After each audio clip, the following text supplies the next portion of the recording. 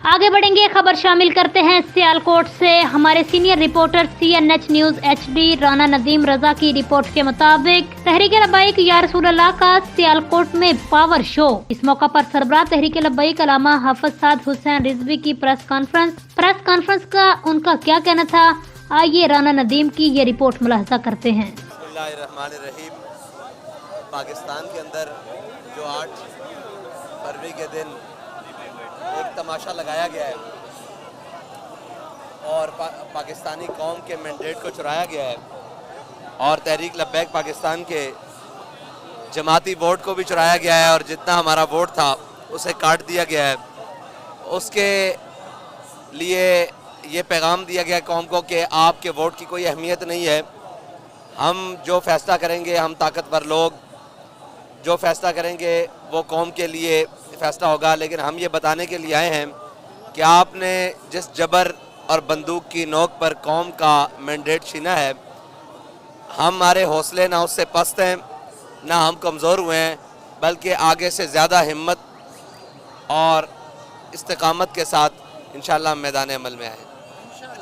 अच्छा, अगर आपकी बात नहीं मानी, देखिए, हमने कानूनी चाराजोई के लिए इलेक्शन कमीशन से भी रब्ता किया है। अगर वो भी नहीं हमारी बात सुनेगा, ट्रिब्यूनल में जाएंगे, उसके बाद कोर्ट में जाएंगे। अगर हमारी सुनवाई ना हुई तो फिर तंग आमद बजंग आमद।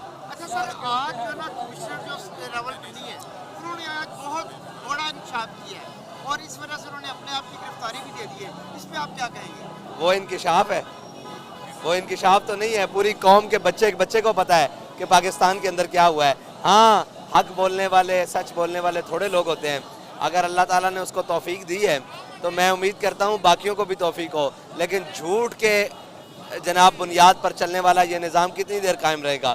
ये तो एक कमिश्नर का हाल है। अगर पूरे पाकिस्तान के कमिश्नर बोलें तो ये वोट इलेक्शन हुआ ही नहीं, ये उस दिन बदमाशी हुई है और उस दिन जबर हुआ है और उस दिन ड्रामा हुआ है पूरी कौम के साथ कि आपके वोट की कोई हैसियत नहीं है, ना हम आपको मानते हैं, हम ताकतवर हैं गोली के ज़ोर पर, बंदूक के ज़ोर पर, डंडे के ज़ोर पर और कोर्ट के ज़ोर पर, और सब ताकतें मिलाई हुई हैं। इलेक्शन कमीशन का सरबराह हो या वो हो चीफ जस्टिस, उन सबको बुलाया हुआ है और ख्याल से कि तौहीन अदालत ना लग जाए आपके ऊपर। हम तो जनाब रोज़ाना सहते रहते हैं। अच्छा साद भाई, मुझे ये बता दें कि फॉर्म 45 के मुताबिक आपको क्या लगता है कितनी सीटें आपकी ज्यादती हुई है आपके साथ? कितनी सीटें आपकी बनती थी वो आपको नहीं दी गई? अच्छा, जो सीटें हैं ना उनकी तादाद तो बेशुमार है।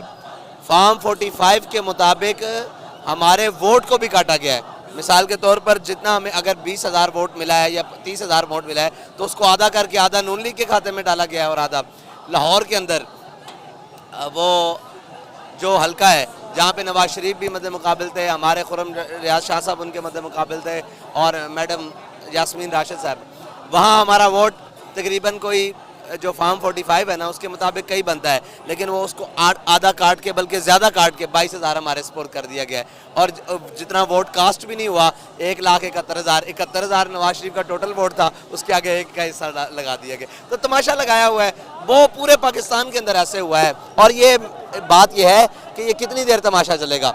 आखिर कौम अगर बैलेट से फैसला ना हुआ तो सड़कों पर हो गया, तो क्या पाकिस्तान के हालात इसके मुतहम्मिल हैं? कि आप देखिए, सबके मैंडेट पर डाका डला है सब, लेकिन जो तहरीक लब्बैक के मैंडेट पर डाका डला है वो निराला है कि जो हारने वाली सीटें हैं वहाँ भी वोट काट दिए गए। तो साद भाई, आपको क्या लगता है इसका हल क्या है? अब इसका हल क्या है? देखें, इसका हल जो है ना, इस वक्त फॉर्म 45 के मुताबिक रिजल्ट है, ठीक है? नहीं, बस नहीं, अगर फॉर्म 45 के मुताबिक इलेक्शन कमीशन रिजल्ट नहीं देता, आपने देखा है आरओज़ का पूरे मुल्क में क्या तमाशा हुआ है।